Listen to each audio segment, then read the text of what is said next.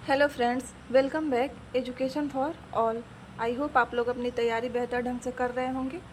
हम लोग देख रहे हैं इस सीरीज़ में एनसीईआरटी सार संग्रह, जो महेश कुमार बर्नवाल का वन लाइनर है। इसमें हम लोग देख रहे हैं भारतीय संविधान, और इसके पीछे के सारे टॉपिक को कवर करवा दिया गया और प्लेलिस्ट बना दिया गया है। आप लोग नहीं देखे होंगे तो जाके उसको देख लीजिएगा। आज का टॉपिक है राज्य के नीति निर्देशक तत्व। क्या है राज्य के नीति निर्देशक तत्व? Directive principle of state policy. चलिए इसके डिस्कशन से शुरू करते हैं। राज्य के नीति निर्देशक सिद्धांतों को भारतीय संविधान में शामिल किए जाने का क्या उद्देश्य है? जो राज्य का नीति निर्देशक सिद्धांत है उसको भारतीय संविधान में क्यों शामिल किया गया था, क्या उद्देश्य है? तो इसका उद्देश्य है सामाजिक और आर्थिक लोकतंत्र को स्थापित करना। सामाजिक और आर्थिक लोकतंत्र को स्थापित करना। नेक्स्ट है कल्याणकारी राज्य। कल्याणकारी राज्य की संकल्पना का समावेश संविधान के किस भाग में किया गया है? कल्याणकारी राज्य का संकल्पना का समावेश संविधान के किस भाग में किया गया है? तो ये राज्य के नीति निर्देशक सिद्धांत में भाग 4 में किया गया है। अनुच्छेद 36 से 51 है। भाग 4 में अनुच्छेद कहाँ से है? 36 से 51 तक है, आप लोग याद रखेंगे। नेक्स्ट है भारतीय संविधान में किसके अंतर्गत पंचायती राज प्रणाली की व्यवस्था की गई है? पंचायती राज प्रणाली की व्यवस्था तो ये किया गया है राज्य के नीति निर्देशक सिद्धांतों के अंतर्गत। किसके अंतर्गत किया गया है? राज्य के नीति निर्देशक सिद्धांत के अंतर्गत। समान आचार संहिता राज्य के नीति निर्देशक तत्वों का भाग नहीं है। जो समान आचार संहिता है वो राज्य के नीति निर्देशक तत्वों का भाग नहीं है, किंतु समान नागरिक संहिता नीति निर्देशक तत्वों का भाग है। नीति निर्देशक सिद्धांत वाद योग्य नहीं है। जो नीति निर्देशक सिद्धांत क्या है? वाद योग्य नहीं है। नेक्स्ट देखते हैं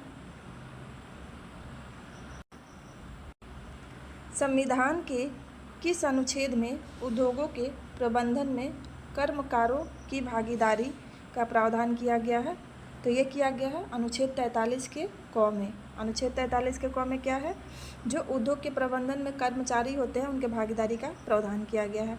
भारत के संविधान में समान कार्य के लिए समान वेतन का अधिकार किस में प्रावधान है, किस में लिया गया है? तो ये है राज्य के नीति निर्देशक सिद्धांतों से। नेक्स्ट है पुरुष और स्त्रियों दोनों का समान कार्य के लिए समान वेतन राज्य के नीति निर्देशक तत्वों में निहित है। राज्य के नीति निर्देशक सिद्धांतों में कौन सा अनुच्छेद अंतर्राष्ट्रीय शांति सुरक्षा के संवर्धन से संबंधित है? किससे संबंधित है? अंतर्राष्ट्रीय शांति सुरक्षा के संवर्धन से। तो ये अनुच्छेद 51 हो जाएगा, अनुच्छेद 51। नेक्स्ट है राज्य के नीति निर्देशक सिद्धांत एक ऐसा चेक है जो बैंक की सुविधा अनुसार अदा किया जाता है। यह कथन किसका है? यह कथन केटी शाह का है। केटी शाह का कथन क्या है?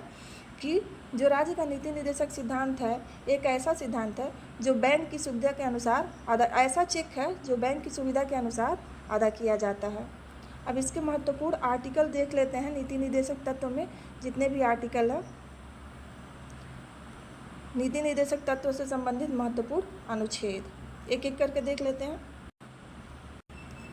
अनुच्छेद 36। अनुच्छेद 36 में क्या है? नीति निर्देशक तत्व के संदर्भ में राज्य की परिभाषा।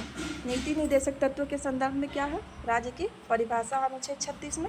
अनुच्छेद 37 है। अनुच्छेद 37 क्या है? न्यायालय द्वारा परिवर्तनीय नहीं होता है, यानी नीति निर्देशक में जितने भी हैं वो न्यायालय के द्वारा परिवर्तन नहीं होता है। अनुच्छेद 38 है लोक कल्याण की अभिवृद्धि के लिए सामाजिक व्यवस्था बनाना। अनुच्छेद 38 क्या है? लोक कल्याण की अभिवृद्धि के लिए सामाजिक व्यवस्था बनाना। अनुच्छेद 38 का 2 है। अनुच्छेद 38 का 2 है आय की असमानताओं को कम करके प्रयास करना। आय की असमानताओं को कम करने का प्रयास करना। अनुच्छेद 39 है। अनुच्छेद 39 का क है निःशुल्क विधिक सहायता उपलब्ध कराना। निःशुल्क विधिक सहायता यानी कानूनी सहायता उपलब्ध कराना। अनुच्छेद 39 का ख है। अनुच्छेद 39 का ख है समुदाय के भौतिक संसाधनों का स्वामित्व व नियंत्रण इस प्रकार हो जिससे सामूहिक हितों की सर्वोत्तम रूप में प्राप्ति हो। अनुच्छेद 39 का घ देखते हैं। अनुच्छेद 39 का घ है पुरुषों एवं स्त्रियों दोनों को समान कार्य के लिए समान वेतन। अनुच्छेद 39 का अंग है पुरुष और स्त्री कर्मकारों को स्वस्थ व शक्ति का तथा बालकों की सुकुमार अवस्था का दुरुपयोग न हो। अनुच्छेद 39 का अंग है पुरुष और स्त्री कर्मकारों के स्वास्थ्य व शक्ति का तथा बालकों की सुकुमार अवस्था का दुरुपयोग नहीं किया जा सके। अनुच्छेद 40 से हमेशा पूछता है ग्राम पंचायतों का गठन है। अनुच्छेद 40 क्या है? ग्राम पंचायतों का गठन। आगे देखते हैं। अनुच्छेद 41 है कुछ दशाओं में काम, शिक्षा व लोक सहायता पाने का अधिकार। 41 क्या है? कुछ दशाओं में काम, शिक्षा व लोक सहायता पाने का अधिकार। अनुच्छेद 42 है। अनुच्छेद 42 काम की न्याय संगत एवं मनोवोचित दशाएं तथा प्रसूति सहायता। नेक्स्ट है अनुच्छेद 43 है कर्मकारों के निर्वाह के लिए मजदूरी आदि। आगे देखते हैं। अनुच्छेद 43 का क है। अनुच्छेद 43 का क क्या है? उद्योगों के प्रबंधन में कर्मकारों का भाग लेना। 43 का क क्या है? उद्योगों के प्रबंधन में कर्मकारों का भाग लेना। अनुच्छेद 43 का ख है सहकारी समितियों के स्वैच्छिक गठन, स्वायत्त संचालन, लोकतांत्रिक नियंत्रण तथा व्यावसायिक प्रबंधन को बढ़ावा देना।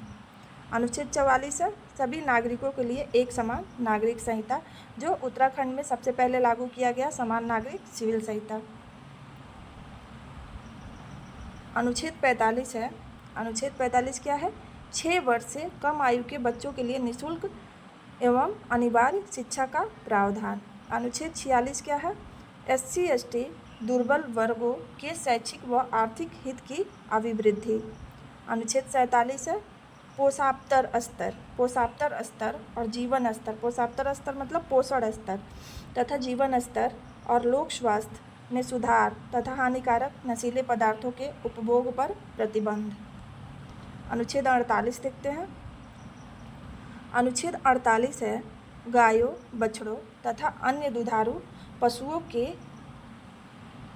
वध पर प्रतिबंध एवं उनकी नस्लों में सुधार के प्रयास। अनुच्छेद 48 है कृषि तथा पशुपालन में आधुनिक और वैज्ञानिक प्रणालियों का प्रयोग करना। यानी अनुच्छेद 48 दो जगह है। गाय और बछड़ों जो अन्य दुधारू पशु हैं उन पर प्रतिबंध, उनके जो वध होते हैं और उनके वध में प्रतिबंध लगाना और उनकी नस्लों में सुधार का प्रयास है। और दूसरा अनुच्छेद 48 कृषि और पशुपालन में आधुनिक और वैज्ञानिक प्रणालियों का प्रयोग करना।